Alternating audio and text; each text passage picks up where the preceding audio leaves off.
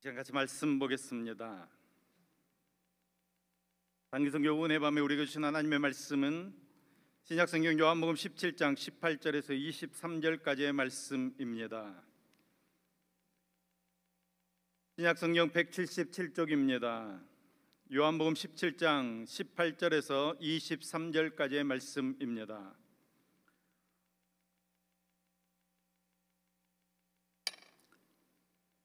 요한복음 17장 18절에서 23절까지 말씀을 우리 같이 한 목소리로 읽겠습니다. 아버지께서 나를 세상에 보내신 것 같이 나도 그들을 세상에 보내었고 또 그들을 위하여 내가 나를 거룩하게 하오니 이는 그들도 진리로 거룩함을 얻게 하려 함이니이다. 내가 비옵는 것은 이 사람들만 위함이 아니요 또 그들의 말로 말미암아 나를 믿는 사람도 위함이니 아버지여, 아버지께서 내 안에 내가 아버지 안에 있는 것 같이 그들도 다 하나가 되어 우리 안에 있게 하사 세상으로 아버지께서 나를 보내신 것을 믿게 하옵소서. 내게 주신 영광을 내가 그들에게 주었사오니 이는 우리가 하나가 된 것 같이 그들도 하나가 되게 하려 함이니이다.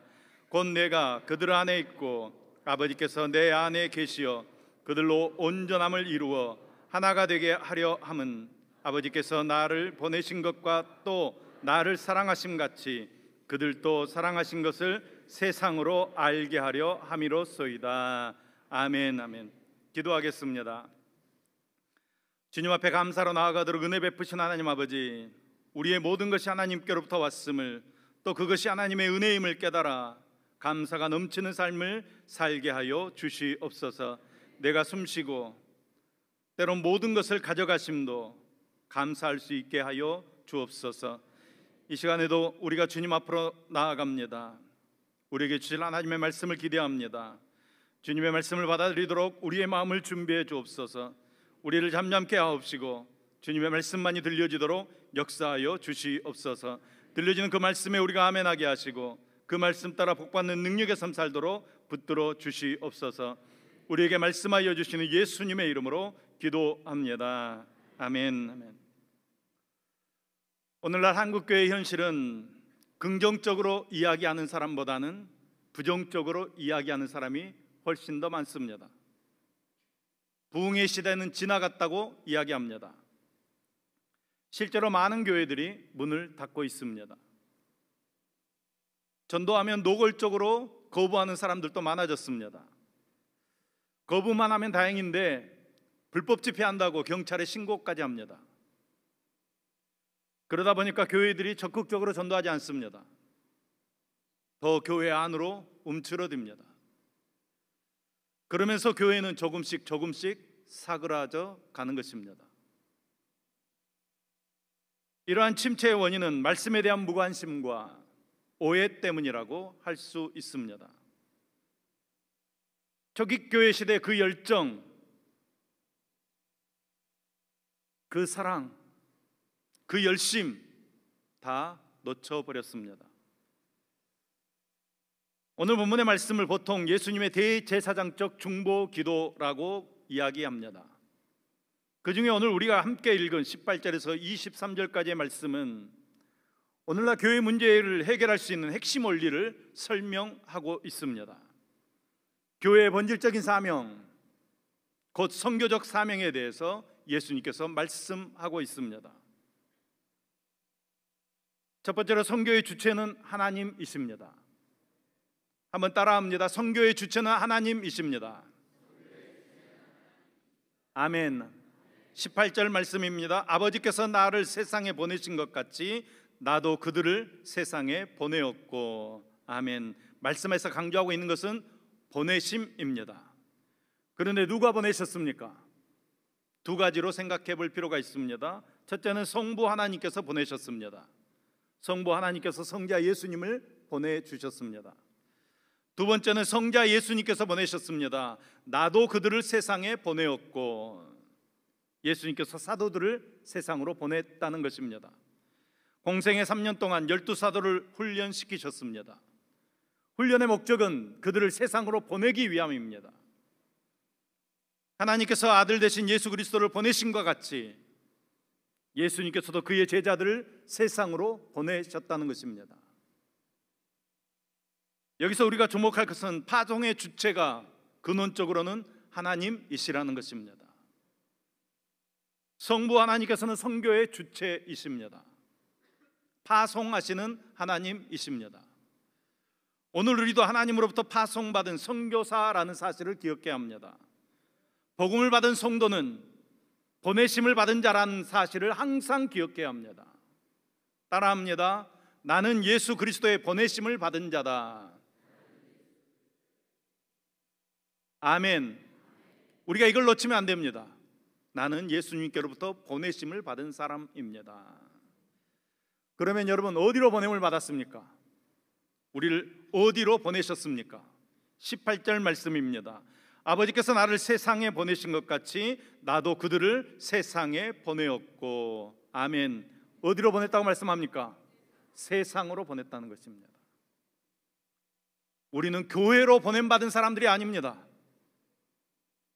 우리는 세상으로 보냄받았습니다.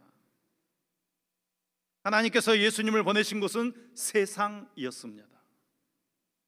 그리고 예수님께서 사도들을 보내신 것도 세상입니다. 여기 세상은 어떤 곳입니까? 사람들이 사는 곳입니다. 한마디로 죄악이 가득한 곳입니다. 사람들이 사는 곳에는 어디나 죄가 있습니다. 사람이 죄인이기 때문입니다. 때문에 이 세상 모든 사람들에게는 복음이 필요한 것입니다. 예수님이 필요한 것입니다.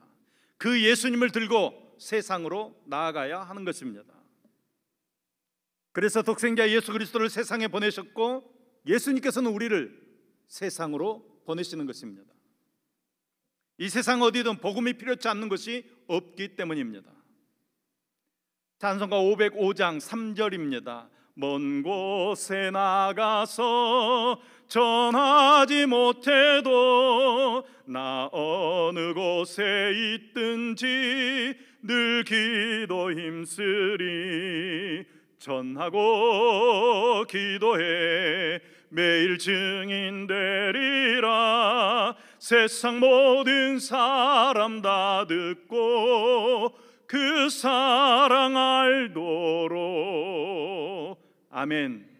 세상 모든 사람이 그 사랑 듣고 그 사랑 알도록 매일 증인되는 것이 우리의 사명입니다. 이것을 알고 실천하는 것이 선교적 삶을 살아가는 것입니다.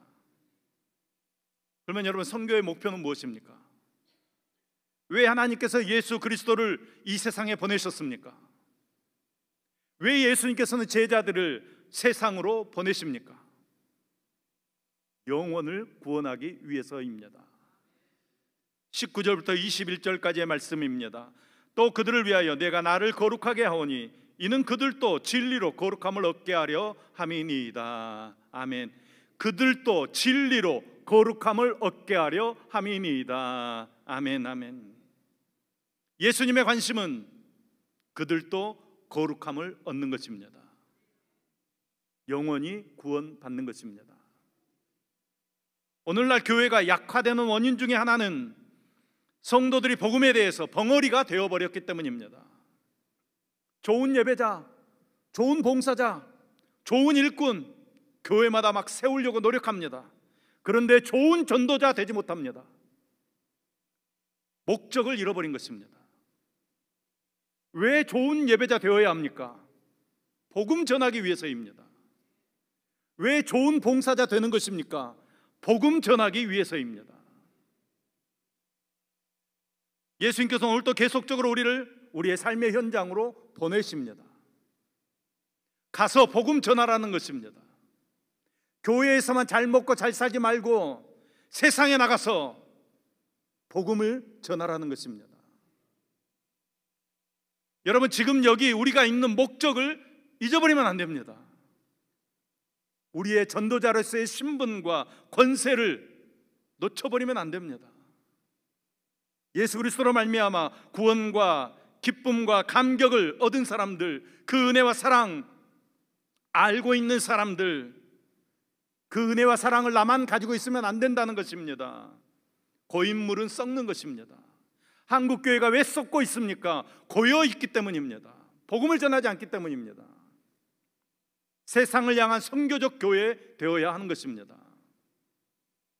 주님께서 원하시는 선교, 성경이 말하는 선교는 교회가 선교사를 파송하고 후원하고 기도하고 그런 것으로 선교의 사명 다 했다고 생각하는 교회가 아닙니다.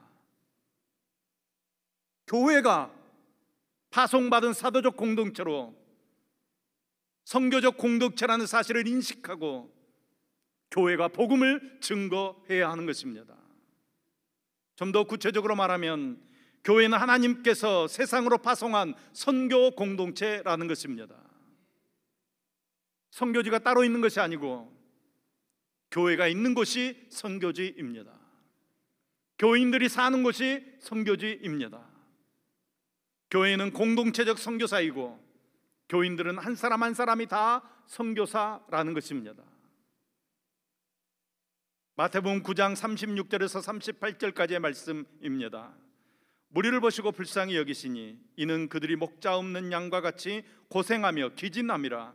이에 제자들에게 이르시되 추수할 것은 많되 일꾼은 적으니 그러므로 추수하는 주인에게 청하여 추수할 일꾼을 보내주소서 하라 하시니라. 아멘. 우리는 추수할 것이 없다고 이야기합니다. 전도가 안 된다고 말합니다.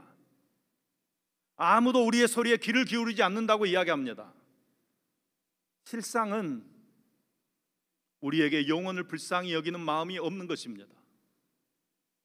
선교비 좀 보내고, 선교는 선교사들이 하고, 전도는 특별한 사람들만 하는 것이라고 생각합니다. 결과가 무엇입니까? 자기 영혼뿐만 아니라 교회도 침체되는 것입니다.